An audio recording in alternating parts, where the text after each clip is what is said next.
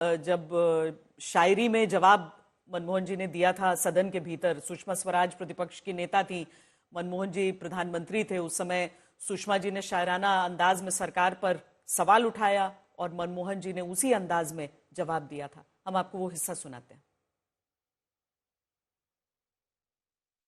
माना कि तेरी दीद के काबिल नहीं हूं मैं,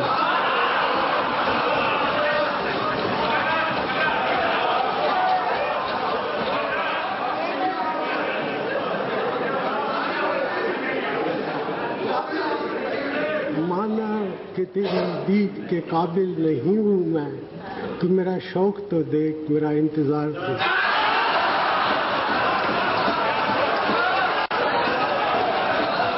हमको है उनसे वफा की उम्मीद, जो जानते नहीं वफा क्या है। जो गरजते हैं वो बरसते हैं। माना कि तेरी दीद के काबिल नहीं हूं मैं।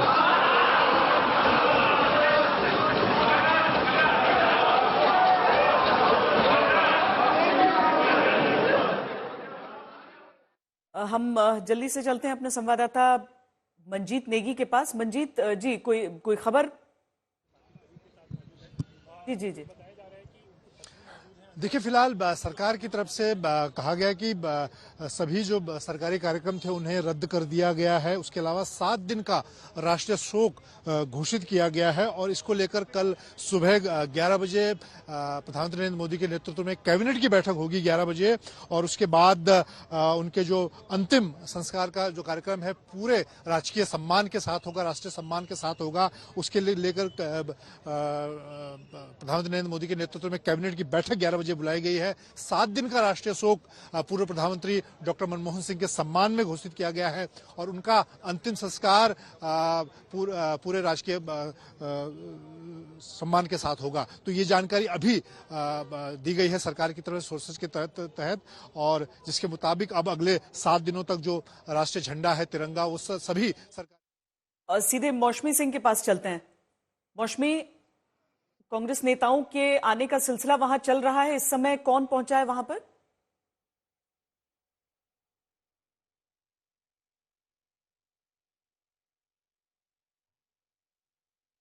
मौसमी, आवाज आ रही है आपको?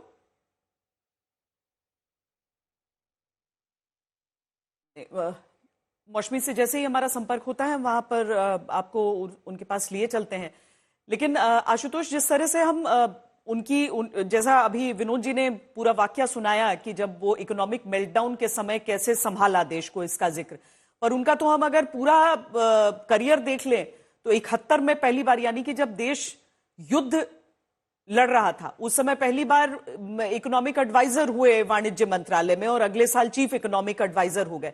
यानी वहां से आर्थिक तौर पर भी चुनौतियों के समय का अनुभव उनका लंबे समय तक चला। पूरी दुनिया छटपटाई, लेकिन किस तरीके से उन्होंने संभाला। जी बिल्कुल बिल्कुल श्वेता, इसमें तो कोई दो राय है ही नहीं। मनमोहन सिंह न केवल दुनिया के और भारत के फर्स्ट रेट इकोनॉमिस्ट थे, असली चुनौती ये होती कि सिर्फ थियरी में बात नहीं की उन्होंने। जो कुछ वो थियोरेटिकली जो कुछ भी उन्होंने पढ़ा था एक अर्थशास्त्र के विद्यार्थी के तौर पे, जब हकीकत में उसको इम्प्लीमेंट करने की वक्त आया तो बहुत शांति के साथ, बड़ी नफासत के साथ उन्होंने उसको जमीन पे उतार कर भी दिखाया। तो ये जो उनका बड़प्पन था, ये जो उनकी खासियत थी, वो अद्भुत थी। मैंने बहुत सारे इकोनॉमिस्ट को देखा है जो बहुत अच्छी थियरीज की बात करते हैं, बड़ी बड़ी प्रेडिक्शंस करते हैं, मोटी मोटी किताबें लिखते हैं, लेकिन जब प्रैक्टिकल करने की बात होती है तो शायद वो उतने कामयाब नहीं दिखाई पड़ते। लेकिन मनमोहन सिंह न केवल एक बड़े इकोनॉमिस्ट थे, बल्कि उन्होंने एक अर्थशास्त्री के तौर पर, एक वित्त मंत्री के तौर पर उसको उतारा भी। और मैं बार बार इसको कहता हूं कि भारत आज अर्थव्यवस्था के जिस मकाम पर खड़ा हुआ है और जिस तरीके से पूरी दुनिया में आज भारत की गिनती हो रही है, उसका सबसे बड़ा कारण। आशुतोष जी, लौटती हूँ आपके पास। इस समय पंकज पचौरी हमारे साथ जुड़ रहे हैं, जो कि सलाहकार रहे मनमोहन कैबिनेट के भी। इस समय पंकज पचौरी जी, बहुत बहुत दुखद सबके लिए, और आज जब ये शोक भरी खबर सबके सामने आई है, मनमोहन जी के पूरे कार्यकाल की, उनके पूरे जीवन की वो सारी चीजें सामने आती हैं जो दिखाती हैं कि कोई एक आम राजनेता नहीं, एक आम व्यक्ति नहीं, बल्कि जो उनकी बात कही हुई थी कि इतिहास मुझे बहुत will be kinder to me, आज शायद उनकी एक एक बात उस हिसाब से, उस नजरिए से देखी जा सकती है। जी बिल्कुल, मैं सुन रहा था आपके जो साथी हैं वहां पर बोल रहे हैं, और उसमें सबसे बड़ी बात जो है वो दुख की बात यह है कि मनमोहन सिंह जी को हमने उनके जीते जी उनका जो टैलेंट था, उनकी जो देश के प्रति उनकी एक निष्ठा थी, उसको हमने ठीक से नहीं देखा, और मुझे इस बात का बहुत दुख है और हमेशा रहेगा। मनमोहन सिंह जी इस मुल्क के लिए अगर कहा जाए तो वो एक विजनरी थे। उनके पास में एक विजन था इस देश की अर्थव्यवस्था के लिए, और उस विजन को लागू करने के लिए उनमें एक सबको साथ लेने की एक जो क्षमता होती है वो थी।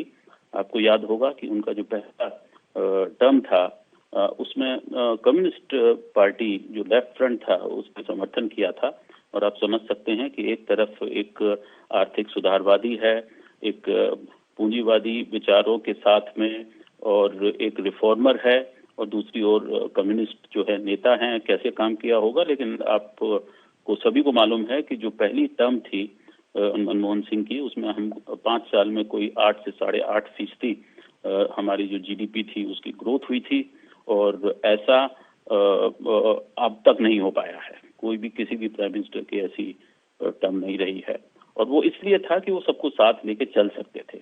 और दूसरी बात उनमें ये थी कि एम्पैथी, एक संवेदना जो होती है एक गरीब मुल्क के लिए, वो उनमें थी, क्योंकि वो खुद उस गरीब मुल्क के बाशिंदे थे।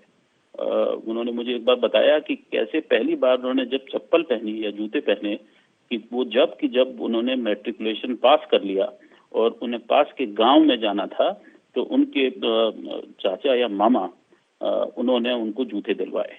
तो उस तरह की उसमें वो पढ़े। कैम्ब्रिज में उनको जब पढ़ रहे थे तो वहां पर उनको एक जो है स्कॉलरशिप मिली थी, लेकिन वो काफी नहीं थी, तो वो दिन में एक चॉकलेट खाकर पूरे दिन अपना काम चलाते थे। तो जब कोई व्यक्ति उस तरह की जो एक पॉवर्टी है और अक्षमता है उसके साथ में जब एक बड़ी पोस्ट पर पहुंचता है तो वो उसको भूलता नहीं है, और वो उसको अंत तक नहीं भूले। उन्होंने अपनी आइडियोलॉजी जो थी, जो कि इकोनॉमिक रिफॉर्म्स की जो आइडियोलॉजी थी, उसको उसके बीच में नहीं आने दिया। उनकी जो आइडियोलॉजी थी एक आर्थिक सुधार की आइडियोलॉजी थी, वो भी जब वो देखते थे तो उसका यही होता था कि इससे आखिर में असर किस पर पड़ेगा और क्या पड़ेगा।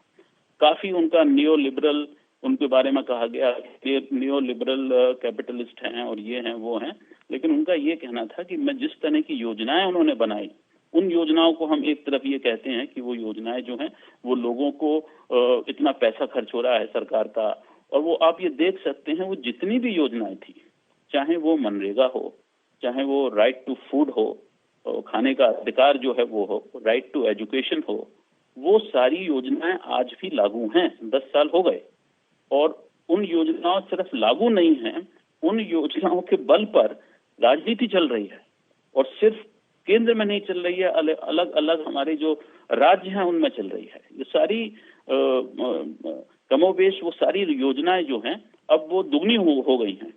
तो ये वो योजनाएं उस समय थी, उस समय कहा जाता था कि आप जो है पैसा लौटा रहे हैं खजाने का, लेकिन उनका कहना यह था कि मैं लोगों को अवसर दे रहा हूं ताकि वो उस मुल्क की जो एंटरप्रेन्योरशिप जो है, वो ये हमेशा ये कहा करते थे कि हिंदुस्तान में अगर आप एंटरप्रेन्योरशिप को बढ़ावा देंगे तो हमें कोई रोकने वाला नहीं है। उनका ये साफ कहना था कि हम टाइगर इकोनॉमी नहीं है, हम एक हाथी इकोनॉमी है। हम बहुत ही सोच समझ के और धीरे धीरे आगे बढ़ेंगे, और used to say we are not a tiger, we are an elephant. और जो उन्होंने कहा कि जब हाथी जो है वो आगे बढ़ता है तो हर एक कदम को बड़े हिसाब से रख करके तब आगे बढ़ता है।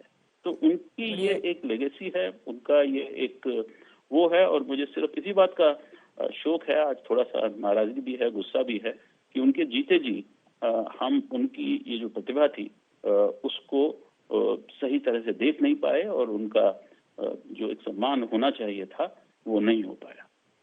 जी, बहुत अहम जानकारियां आपने साझा की हैं। मुझे लगता है कि जो नई पीढ़ी जिसने देखा भी नहीं शायद उस दौर को, वो बहुत अच्छे से समझ सकता है उनके कार्यकाल को, एक राजनेता के तौर पर उनके व्यक्तित्व को। बहुत धन्यवाद पंकज पचौरी जी। हम आपको सुनाते हैं कांग्रेस अध्यक्ष मल्लिकार्जुन खड़गे का बयान, जिसमें उन्होंने पूर्व पीएम मनमोहन सिंह को श्रद्धांजलि दी है, उनकी तारीफ की थी, माफ कीजिएगा, उनकी तारीफ की थी। ये पुराना बयान हम आपको सुना रहे हैं। आपकी सोच को आवाज हम देंगे, आपके खौफ को आगाज हम देंगे। आपके खौफ को आगाज हम देंगे। आपके जाने पर इतना भरोसा दिलाते हैं, आपके जाने पर इतना भरोसा दिलाते हैं, आपके इरादों को परवाज हम देंगे। आपकी सोच को आवाज हम देंगे, आपके खौफ को आगाज हम देंगे। आपके खौफ को आगाज हम देंगे। आपके जाने पर इतना भरोसा दिलाते हैं, आपके जाने पर इतना भरोसा दिलाते हैं, आपके इरादों को परवाज हम देंगे। हम सीधे एम्स अस्पताल के बाहर अपने संवाददाताओं के पास भी आपको लिए चलते हैं। मौसमी सिंह हमारे साथ वहां से जुड़ी हुई हैं। मौसमी, ये खबर जो आई कि पूर्व प्रधानमंत्री के पार्थिव शरीर को उनके घर ले जाया जाएगा, लेकिन हम अब भी देख सकते हैं कि कांग्रेस के और दूसरी पार्टियों के कई नेता जो भी जिससे भी बन सक रहा है वो सब यहाँ पर पहुंच रहे हैं। वहां के बारे में हम जानना चाहते हैं कि इस समय क्या चल रहा है।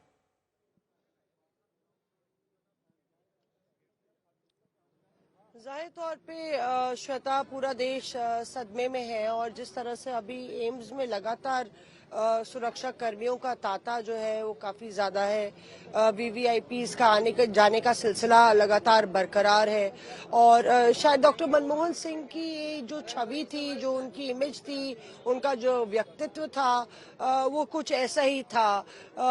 भले ही वो कांग्रेस पार्टी से आते थे, लेकिन सभी दलों से के नेताओं से उनके बहुत ही अच्छे संबंध थे।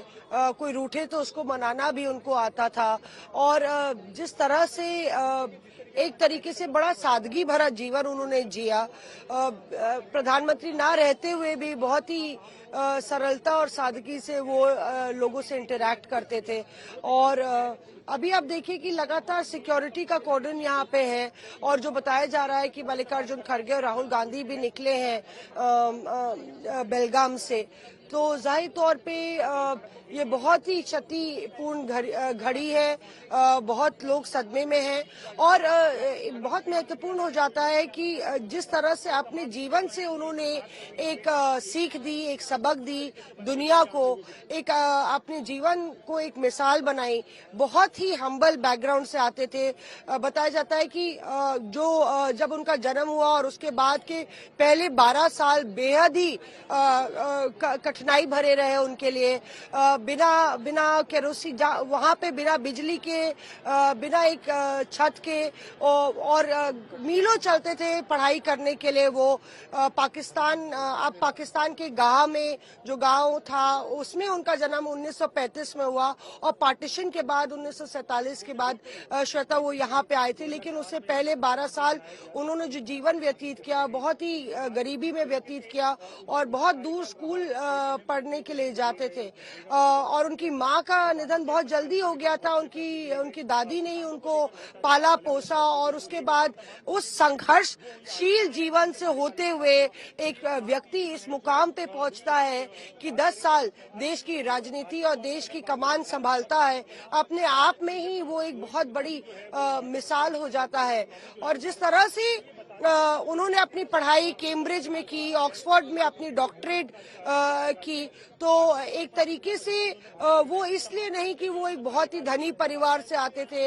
अपने कौशल से, अपनी स्कॉलरशिप के जरिए वो उस रास्ते पर पहुंचे और लगातार देश की अर्थव्यवस्था को समझने की उनमें एक ललक इसलिए थी कि वो जानना चाहते थे कि आखिर भारत इतना गरीब क्यों है और शायद उन्होंने कहीं ना कहीं अपने भविष्य की जो बागडोर है खुद थामी, क्योंकि वो इस तरह की तैयारी और इस तरह की पढ़ाई उन्होंने की और आगे चल के वो 1971 में जब सरकारी नौकरी में उनका जो पूरा करियर है वो शुरू हुआ बतौर एक ब्यूरोक्रेट, तो न सिर्फ आरबीआई बल्कि यूजीसी और देश के वित्त मंत्री के तौर पे उन्होंने देश की अर्थव्यवस्था पे पुरजोर तरीके से अपना जी जान लगा दी। और यही वजह है कि आज आप देखिए कि उनको जब याद किया जाता है तो एक विजनरी के तौर पे डॉक्टर मनमोहन सिंह हमारे सामने खड़े होते हैं। उनका जो व्यक्तित्व था, उनका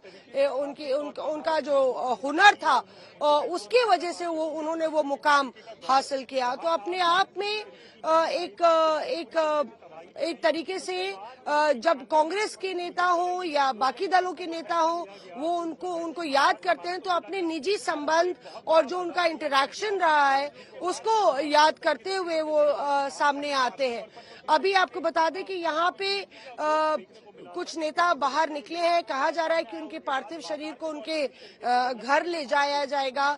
लगातार पिछले कुछ सालों से उनकी तबीयत नासाज रह रही थी और मुझे लगता है कि जब एक तरीके से कांग्रेस का नेतृत्व भी देर रात यहाँ पे पहुंच जाएगा तो कल उनका पूरा अंतिम संस्कार रीति रिवाज और पूरे प्रोटोकॉल से किया जाएगा।